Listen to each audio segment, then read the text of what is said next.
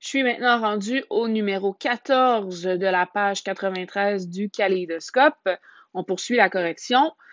Donc ici, on vous dit, selon la réglementation québécoise, la concentration de plomb dans l'eau potable ne doit pas dépasser 0,01 ppm. Si un échantillon de 2 litres d'eau potable contient 0,00015 g de plomb, est-ce que cette eau, elle est nocive pour l'organisme? On considère que 1 litre d'eau a une masse de 1 kg. Donc, ici, on cherche la concentration en ppm, donc on va y aller avec la formule. Premièrement, on identifie nos données. Donc, j'ai le volume de ma solution, qui est le volume de l'échantillon, qui est de 2 litres. J'ai la masse de mon soluté, qui dans ce cas-ci est le plomb. Ça sera 0,000015 g de plomb.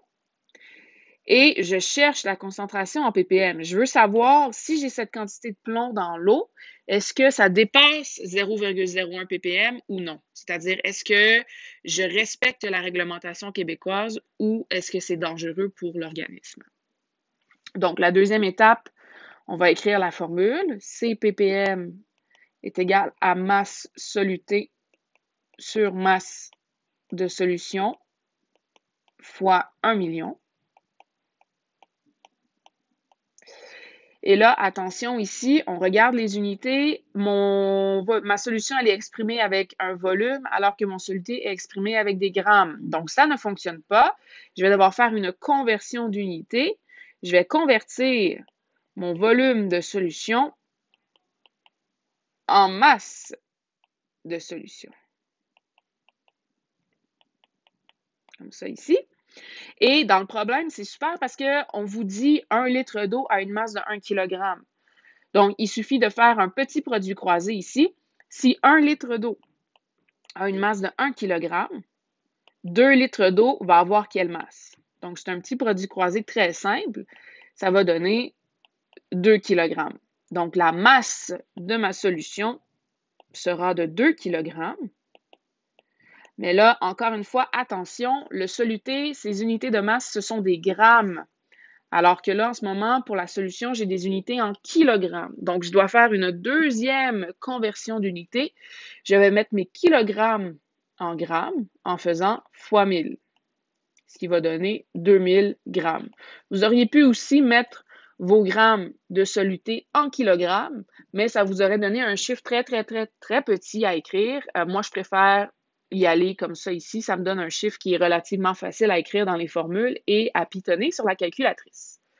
Donc, une fois que j'ai fait mes conversions d'unités, je suis prête à faire la troisième étape qui est de remplacer les chiffres dans ma formule.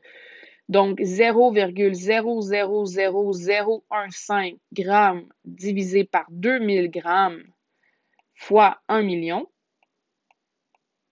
Je mets ça sur ma calculatrice. Donc, 0,00015 divisé par 2000 fois 1 million. Ça va me donner une concentration en ppm de 0,0075 ppm. Et ici, je compare avec la réglementation, la concentration dans la réglementation québécoise. On vous dit que la concentration en plomb doit être en bas de 0,01. Ben, ma concentration en ppm, 0,0075, c'est plus petit que 0,01. Donc, ma réponse est oui, ça respecte la réglementation québécoise. Donc, est-ce que l'eau peut être nocive pour l'organisme? Non, car la concentration de l'eau est en bas ou en dessous de 0,01 ppm.